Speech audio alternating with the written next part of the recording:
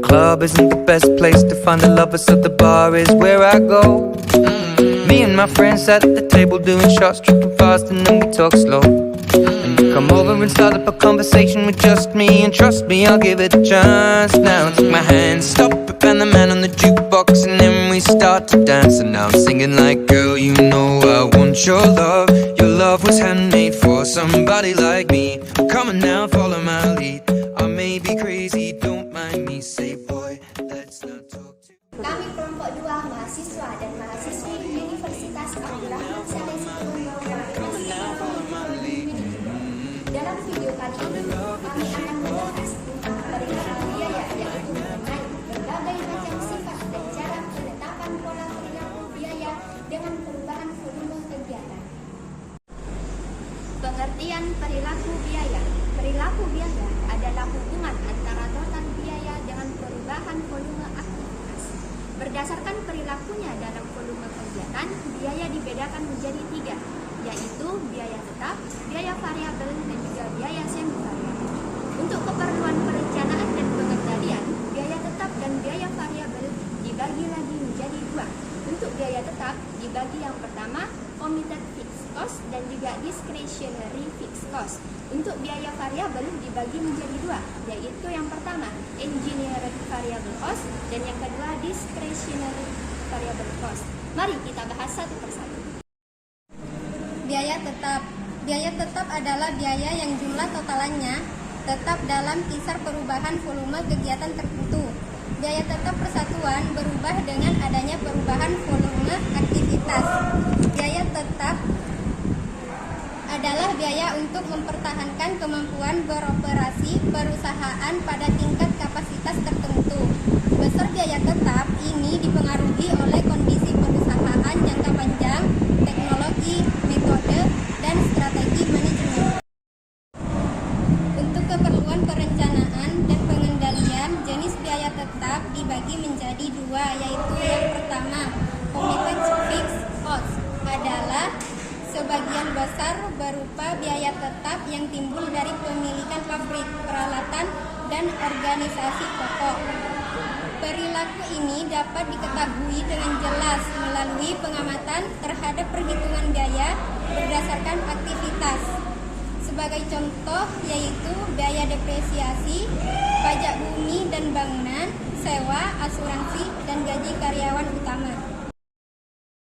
Saya akan membahas tentang discretionary fixed cost.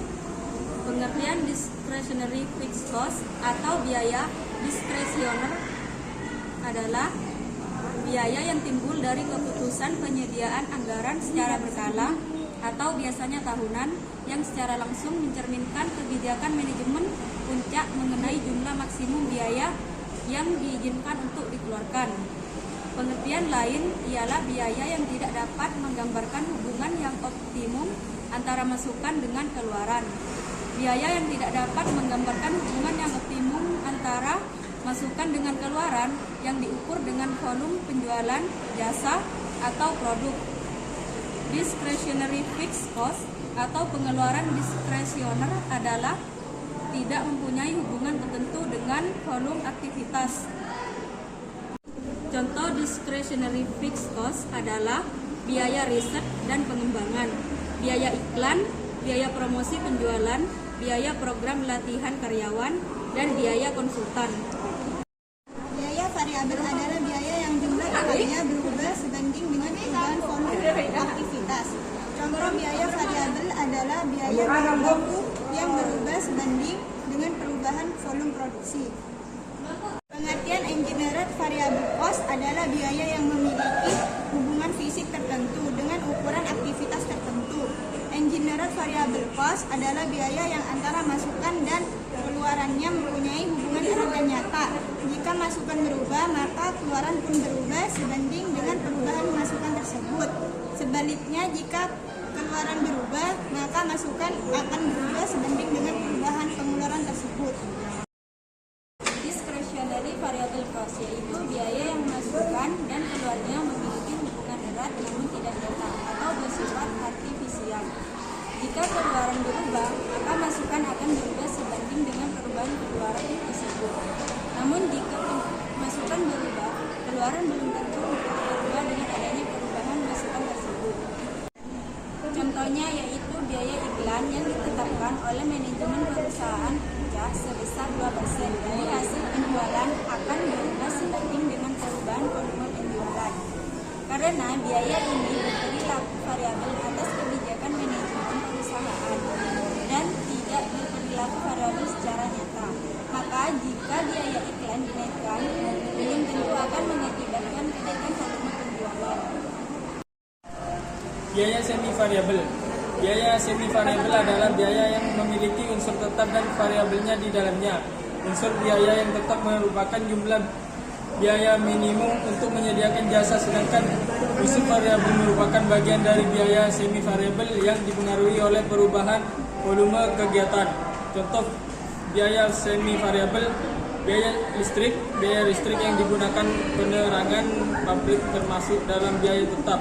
Karena banyak ataupun sedikitnya mesin yang digunakan, biaya penerangan yang dibutuhkan akan tetap sama meskipun di dalam suatu pabrik terdapat 10 orang atau 20 orang, biaya penerangan akan tetap sama. Tentuan pola perilaku biaya. Biaya ini merupakan variabel tidak bebas, dependent variabel, dan biasanya dinyatakan dengan simbol Y. Kedua, harus dipilih variabel bebas, independent variabel. Fungsi tersebut dinyatakan Y sama dengan Fx. Ketiga, harus dipilih kisaran kegiatan yang relevant range of activity. Fungsi linear Y sama dengan A plus Bx, di mana Y variabel, nilai A dan B tersebut merupakan koefisien. Metode penaksiran fungsi linear ada dua pendekatan dalam memperkirakan fungsi biaya: A, pendekatan histori; B, pendekatan analitis. Di dalam pendekatan histori, fungsi biaya ditentukan dengan cara menganalisis perilaku biaya di masa yang lalu dalam hubungannya dengan perubahan volume kegiatan dalam masa yang sama. Di dalam pendekatan analitis diadakan kerjasama biasanya dengan orang teknik dan penyusunan anggaran. Metode ini biasanya dianggap metode pelaksanaan pekerjaan yang paling efisien. Ada 3 metode biaya efisien pendekatan histori. Pertama, metode titik tertinggi dan terendah. Kedua, metode biaya terjaga. Dan ketiga, metode kuadrat terkecil. Metode titik tertinggi dan terendah, high and low method. Untuk memperkirakan fungsi biaya dalam metode ini, suatu biaya pada tingkat kegiatan yang paling tinggi dibandingkan dengan biaya tersebut pada tingkat kegiatan terendah di masa yang lalu. Selisih biaya yang dihitung merupakan unsur biaya variabel dalam biaya tersebut. Metode biaya berjaga, standardization method. Metode ini mencoba menghitung berapa biaya yang harus tetap dikeluarkan andai kata perusahaan ditutup untuk sementara, jadi produknya sama dengan 0. Biaya ini disebut biaya terjaga, dan biaya berjaga ini merupakan bagian yang tetap perbedaan antara biaya yang dikeluarkan selama produksi berjalan dengan berjaga merupakan biaya variabel. Saya akan membahas tentang metode kuadrat terkecil dan juga standard error of estimate.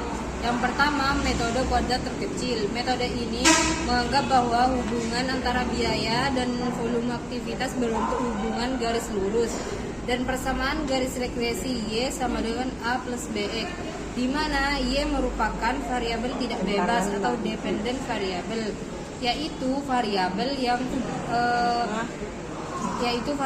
yang perubahannya ditentukan oleh perubahan pada variabel X yang merupakan variabel bebas atau independent variabel. Variabel Y merupakan A menunjukkan biaya, sedangkan variabel X menunjukkan volume aktivitas. Penaksiran biaya dengan menggunakan persamaan regresi tersebut menghasilkan taksiran rata-rata biaya. Biaya yang sesungguhnya terjadi pada tingkat aktivitas, kemungkinan lebih tinggi atau lebih rendah dari angka rata-rata tersebut. Penaksiran biaya tersebut dapat dilakukan dengan menggunakan taksiran angka interval, yang diperkirakan biaya sesungguhnya berada di dalamnya dengan cara menggunakan angka standard error of estimate. Nah, selanjutnya standard error of estimate ini dapat digunakan untuk menaksir interval biaya reparasi dan pemeliharaan yang diharapkan akan terjadi biaya yang sesungguhnya. Atas dasar taksiran aktivitas 90.000 jam mesin dalam tahun anggaran 2020 dan tingkat kepercayaan atau degree of confidence sebesar 95%, maka hasil hitungan menunjukkan kepada manajemen perusahaan bahwa diperkirakan biaya reparasi dan pemeliharaan akan berada di dalam interval 10.358.375 dan 10.500.165. Ukuran volume kegiatan. Dalam memilih ukuran volume kegiatan ada dua pertanyaan pokok yang harus dijawab. Yang pertama, apakah ukuran yang akan digunakan akan didasarkan atas masukan atau keluaran? Yang kedua, apakah ukuran tersebut dinyatakan dalam satuan uang atau fisik? Ukuran masukan dan keluaran. Ukuran masukan berhubungan dengan sumber-sumber yang digunakan di dalam suatu pusat biaya. Contohnya adalah di dalam pusat biaya produksi, ukuran volume kegiatan dapat dinyatakan dengan jumlah jam tenaga kerja, biaya tenaga kerja langsung. Ukuran keluaran berhubungan dengan barang dan jasa yang mengalir keluar dari suatu pusat biaya. Ukuran dalam satuan uang dan satuan fisik. Satuan ukuran volume kegiatan yang dinyatakan dalam satuan fisik seperti jam tenaga kerja langsung.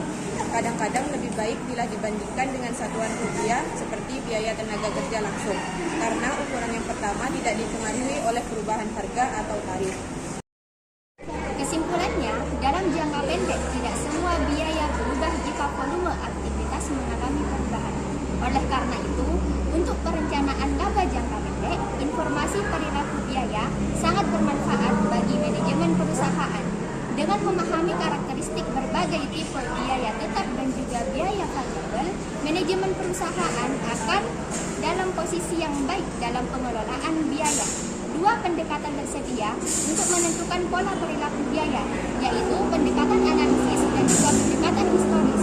Pendekatan analisis menentukan perilaku biaya dengan cara melakukan penyelidikan teknis terhadap hubungan antara volume aktivitas dengan biaya. Pendekatan historis menentukan pola perilaku biaya berdasarkan sejarah hubungan perubahan volume aktivitas dengan biaya di masa lalu. Itulah tadi serangkaian materi dari kelompok kami, yaitu tentang perilaku biaya. Jangan lupa like, comment, subscribe, and share. Semoga bermanfaat. Thanks for watching. Wassalamualaikum warahmatullahi wabarakatuh.